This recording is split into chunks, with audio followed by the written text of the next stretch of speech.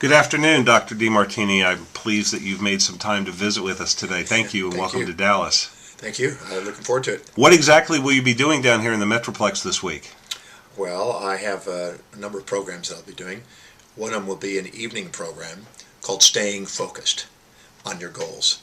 So many people are sitting here wanting to go after their goals in life, or maybe finding themselves frustrated because they give up on them, or they have sidetracking, or something comes up and it distracts them and they just can't seem to stay focused. And that's the number one question I receive around the world is, how do I stay focused and how do I stay disciplined on what I really want in life? And so I'm going to be giving you for Thursday night, if you want to come, Staying Focused at the Westin Hotel, Westin at the Galleria. And I'm going to be doing from 7:30 to 9:30 a program on how to be clear about your goals, how to stay focused on your goals, and how to achieve your goals. And there's definite things that I've looked at and worked with for the last 38 years of studying human behavior that can make the difference of achievement or frustration. Indeed. And so I'm going to basically show people how to get more out of their life and get more achievement and get more goals and do what they love and love what they do. Fantastic. You have a number of other educational type of products where you travel the world and talk to school districts and work with children in particular to help them better focus and find out what their true values are. Tell us a little bit about that, please. Well, I'm a firm believer that everybody has a set of values, a set of priorities, things that are most important in their life, things that are most meaningful and inspiring to them. And what I find is many times teachers or curriculums in school or counselors are projecting their expectations onto these young adults or children and expecting them to live in this kind of box instead of actually honoring these children's unique set of values and learning the art of communicating the curriculum and what's inspiring to the teachers to the children and what's the values of the children. And once they do, these children are geniuses. They awaken amazing capacities and they have a thirst for knowledge. I do a program in South Africa called Young Adults Inspired Destiny Program, and which is very interesting because we have the opportunity to have teenagers there and young adults there, and most of them are the kind of labeled individuals that they say, have attention deficit disorder or ADHD, or they have low self-esteem, or they have problems with learning, or they're just unmotivated and low self-esteem kind of stuff. And I start at 8 in the morning and I go to 7 o'clock at night, and they're with me the whole day, and they're focused, and they don't get sidetracked, and they're inspired. And once I find out what their values are, which is what I do right in the beginning, and I participate in what's important to them, I can link and share almost anything. I mean, we can go to math, we can go to science, we can go to philosophy, we can go to art. It doesn't matter where we go. Once I know what's important to each individual in there, I can have fun communicating great new ideas in these other areas in their value system. And they stay awake, they're thirsty, they participate, they're very alive, and they awaken their genius in those settings. So I'm a firm believer that we must honor their own individual, unique set of priorities and values in their life and artfully communicate what we want to teach to them in those values. And once we do, they're thirsty. They love it. They don't want to leave. Their parents sometimes will come back at 6 o'clock at night waiting to pick up their kids, and the kids are still in there asking questions at 7, and they're going, I've never seen my kid active. I can't believe they're sitting there and still in class. And I tell them, I said, it's because they're wanting to learn. They love learning. Everyone wants to learn. They just want to learn what's important to them. Indeed.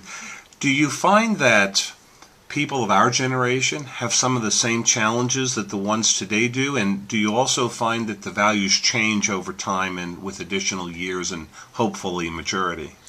Well, very commonly young kids from 0 to 10 are focused on play. And then from 10 to 12 to 10 to 15 to 10 to 20, this kind of next decade is socializing. And then from there they're looking at relations and maybe starting a business or starting working and earning an income. And then in their 30s to 40s, they're now looking at stability and family and things of this nature. So there's definitely evolvements to the value system. But whatever it is, it's honorable. And whatever it is, we have to look at what that is and determine it and then communicate in it. Because I'm absolutely certain that people love learning to what's important to them. Once we tap into what that is and communicate, and I have teachers all the time say, well, how do you communicate in the thing if they're interested in video games or interested in this? I said, if you don't care enough about them to find out what it is important to them and find out what the things that are important to them, how it serves you, then you're going to end up with this authoritative patriarchal projection of your ideas onto them, and nobody wants to be something shoved down their throat. They want to learn what's inspiring to them. Then you may actually have to humble yourself to what their values are, and then learn how to communicate what you want to teach and what you know in the curriculum is essential for them in those values. And I'm amazed. I mean, literally, the teachers that get that, they're more inspired to go to class. The students are more focused, more present. Everything works. They get better results, better grades. It's an amazing thing, and they all participate. So I'm a firm believer in that. And I'm a firm believer that adults, when I'm speaking on Thursday night, when I talk about staying focused, I'm going to help people identify what their values are. I'm going to help them see exactly why they're inspired to do that, whatever that is highest on their values. They're inspired by that. And to show them how they can learn anything once they link it to that, and how to end up not having to look for outside motivation in their life to get them to do things that aren't important, but how to tap into what is important and then set goals and objectives congruent with that. When they do, they won't need outside motivation. They'll be inspired from within. And that's how they awaken their leadership. That's how they accomplish more. That's how they end up being inspired and feeling affirmative about life, because they'll feel like the world's working with them instead of against them. Very powerful stuff. You have written a number of books. And so let me ask you, what have you been working on recently, and when will we have an opportunity to take a look at it? Well, I've just got a book coming out here in just a matter of a week or two, I think. I don't know the exact date of launch, but I think it's like 1st of May, called Inspired Destiny. And this is about how to literally tap into what is inspiring to you and go after something and change the course of your history and your destiny.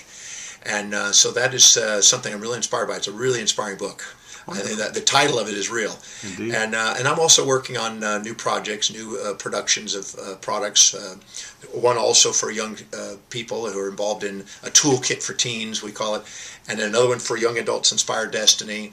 And then we've got also some movies coming out. One of them is Oh My God, that it's just now out. It's coming out in DVD this week, and it's going across the world.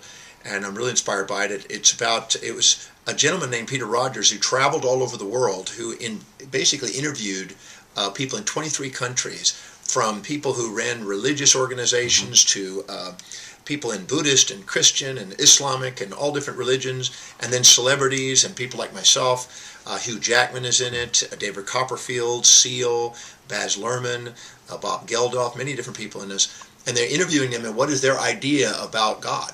And how do they even believe in God? And what is God? And how does that spirituality relate to their life? And I'm really inspired by it. It's a great movie, and I get to be in this. And there's another movie that's coming out called One. And this is another movie that I can't say a whole lot about yet, but it's a really great project that we're working on.